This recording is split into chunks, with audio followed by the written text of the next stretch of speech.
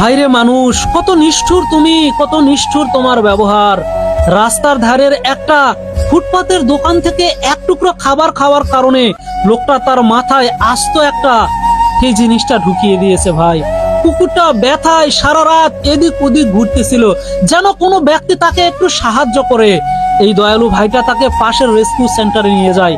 কর্তব্যরত ডাক্তার তার এই অবস্থা দেখে নিজের মাথায় হাত দিয়ে দেয়।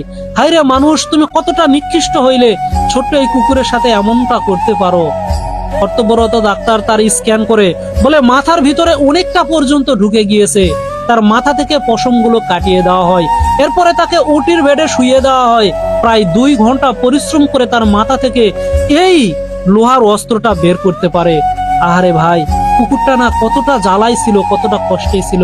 তাকে আইসিইউতের মধ্যে রাখা হয়, সে ঠিকমতো শুইতে পারে না, ঘুমাইতে পারে না, ব্যথায় যেন জর্জরিত হয়ে যায়। সে বারবার হয়তো এটাই চিন্তা করে, মানুষ তুমি সৃষ্টির শ্রেষ্ঠ জীব হয়ে আমার মতো একটা কুকুরের সাথে কেন এমন দুর্ব্যবহার করলে। এই রেস্কিউ সেন্টারের প্রত্যেকটা সদস্য তাকে এতটাই ভালোবাসা দিয়েছে যে নিজের হাত দিয়ে তাকে খাবার খাওয়াতো। আর আমরা দোয়া করি সে খুব শীঘ্রই তার স্বাভাবিক জীবনে ফিরে আসুক।